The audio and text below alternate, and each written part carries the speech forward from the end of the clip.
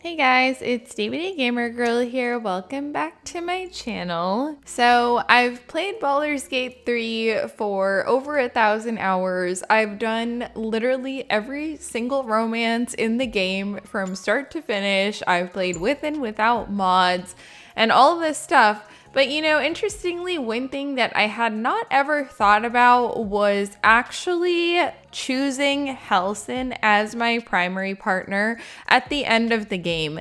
I feel like for me, Halsin had always kind of been an afterthought. I mean, he was polyamorous, absolutely nothing wrong with that, but it was not for me. I mean, I like having a primary partner relationship in the game at all times. So even though there were several playthroughs where I chose to sleep with Halsin, he was always kind of like the side piece, I would say, for me.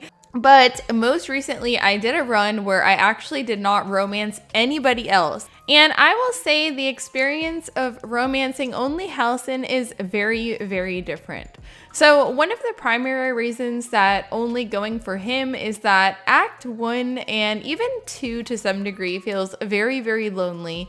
I feel like most of the companions' romances come on pretty strong in Act 1, and if they don't, they at least have some type of progression, especially between Act 1 and 2. But Halsin is a character that doesn't even come into your life till like nearly the end of Act 1, like when you're eliminating the goblin leaders and kind of moving on to the tiefling party.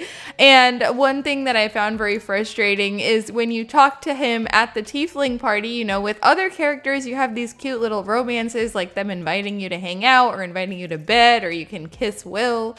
But with Halsin, he's just like, don't let me take up any of your time. Like, please feel free to go talk to everybody else. Like, and I was like, I don't want to talk to anybody else. Like, I want to talk to you.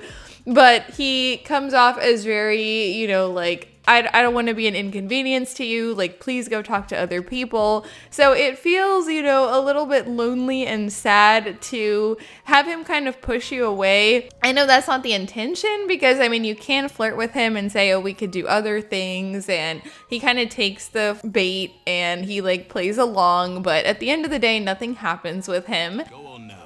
Don't waste a night like this talking to me. I must not keep you all to myself. Go on, enjoy yourself. And so if you do want to be exclusive to him, in Act 1, you have to go to bed by yourself, which I found very, very sad.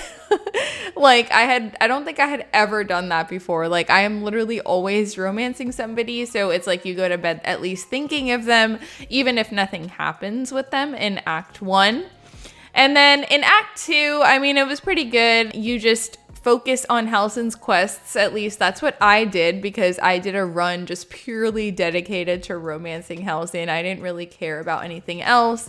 So I focused on helping him with Nathaniel and Oliver's situation and lift the shadow curse from the land.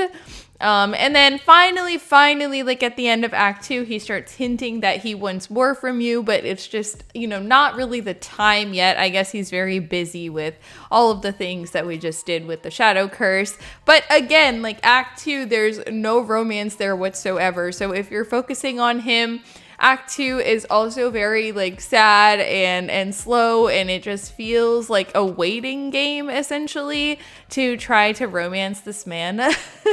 And then in Act 3, finally you get the scene where he approaches you. And I thought, the variation was different, which was cool. So when you're actually with another partner, he says, I've noticed that you've bonded with this person, like heart, body, and soul. And I really feel like you should talk to them and let them know. And, if they're willing to share, we can go ahead with it. So even in his polyamorous route, I feel like he's very, very respectful. And even if you do end up choosing your primary partner and rejecting Halsin, he takes it very well. So I do feel like, he's truly, truly polyamorous. Like, I don't feel like this vibe that he's, jealous or he has a problem sharing. Like, I do truly feel that he is polyamorous, or he's okay with polyamory at least.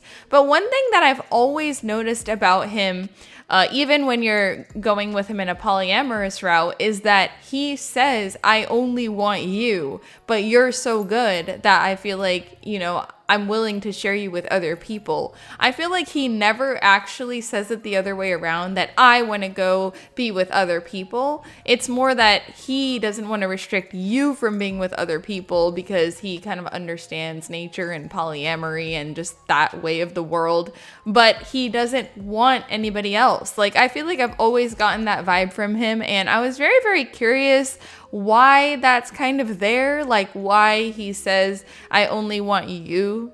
You should feel free to roam as your heart desires. You are all I want, but I will not hoard you to myself. Let others know the happiness of being with you. So I thought that was very interesting to hear from him. And then finally in the epilogue, you can lock in, and even though he can leave it open-ended and be like, come visit me, you know, I'm going to rebuild the land and I'm going to take care of all these children in the previous Thaniel's realm. You can actually choose to be like, no, let's not leave it that open. I'm going to come with you right now. And you can choose him in that moment. So when you're choosing him, that is ultimately locking it in with him. Like, you're not going off with any other companions, and you're choosing to build your life with Halsin after the events of Baldur's Gate 3. And I shall have my own selfish reasons for wanting to see you again, if you wish the same.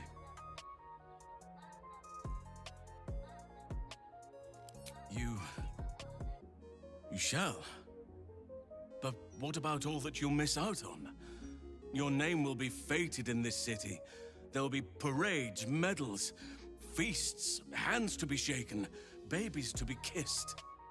Are you truly sure?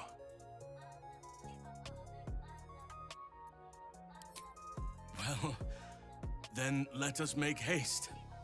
You have quite a few little fans who will be overjoyed to make your acquaintance. And I feel like this is where the biggest difference is. I feel like this is the kind of bread and butter of concluding the Halsin romance in a monogamous way, is that he essentially is very cute. Like, it's like he will ask you if you're still happy with him or if he's kind of tied you down. Like, when you're at the epilogue and you're talking to all the other companions and you're hearing about all their adventures, he says, you know, I hope that you don't feel like you've settled down too much and you're missing a life of adventure. I've kind of worried about that. And he also talks about his anxieties about leaving the children behind for the first time that you guys are essentially taking responsibility for after moving back to the formerly shadow-cursed lands. And I thought this was really, really sweet. It's like this guy that has been polyamorous, always on the move, you know, taking multiple lovers for 350 plus years of his life, essentially chooses to settle down with one person, and he's worried about if he's holding them back, like, rather than feeling like he's being held back. And I thought that was really cute. And you can also say something like, you know, I was worried about that about you because, you know, your heart is so used to roaming. And he goes, no, like, I'm very happy, and basically like reassures you. Tell me, are you happy with the path we tread together? I took you from a life of high adventure to one that can be described as, well, anything but. I thought perhaps that seeing everyone once again and hearing of all that they've been doing, it might awaken some regret about the life we lead. You could have done anything, gone with anyone, yet you chose me.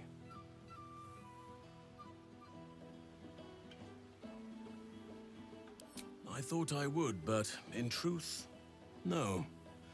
Roaming has lost its luster now that I have somewhere I truly belong. Perhaps my true nature was waiting to reveal itself with your aid. I just hope you share in my contentment. I am glad to hear it. Forgive an old fool in need of a little reassurance. I am still expecting to stir from the dream. And I feel like it's very cute that he doesn't feel the need to roam anymore physically or emotionally. I feel like he's happily settled down with you, and it's basically like you guys have a bunch of kids together because you're taking care of all these orphans and refugees, and you're building a new life in the formerly Shadow Cursed lands. So I feel like his monogamy route is actually really cute, and I think it comes full circle. One comment I guess I have though is that the romance with him ending like this, if you choose to settle down with him, does make me feel as if he's not really coded to be polyamorous as much as he insists on it in the beginning. Even though he is, you know, truly polyamorous, I do feel like there are kind of hidden indicators that he's kind of secretly wanting monogamy, like in the sense that he says, "You're the only one I have my eyes on," and then when you settle down at the end of the game, he's so worried if he's like taking you away from like a life that you really want to live, and him just being like, "I'm so happy to have settled down and found roots." It feels like a very monogamous ending to me. It almost feels like, you know, a reformed guy type of situation. But I don't know how I feel about that, because I think it would be cool to actually keep him polyamorous even in the end of the game. Like if in the epilogue, say you were talking about certain things about, you know, how you had fun with like other bears or whatever, you know what I mean? I don't know. It's like, it would be interesting to see if they made some jokes about, you know, keeping up with the polyamorous dynamic without it feeling so monogamous, you know? Like, I feel like that's one of the interesting things about Halsin is that he is like one of the few companions who's very, very openly polyamorous and okay with sharing. So I feel like even if you were to end up with him as your primary partner, that aspect could have been kept open, you know, or hinted at in the epilogue, but instead it feels like you guys are happy to settle down with each other, which that's very cute, and I love that so much. But I just think it's interesting that they chose to do it that way. Even though, you know, Halsin is different than the other romances. And initially when I did this playthrough specifically romancing him and I got this ending, it was like something that I had not seen before. So I was not sure if this is an ending that you only get if you purely only romance him and not the other companions.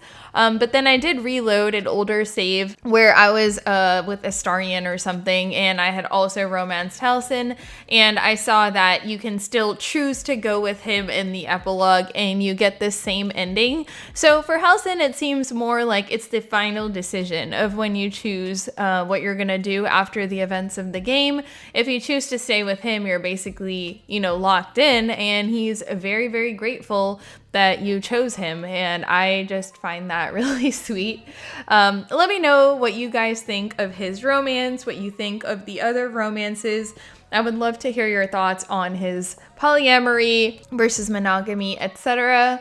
If you want to talk further, also, I would love if you guys would join my Discord server. It's available as a perk in the lowest tier of my channel memberships, which is only 99 cents a month. I would love if anybody was interested in joining that. I really appreciate all of your guys' support. I hope you guys are having a great week, and I will see you guys next time. Bye, guys.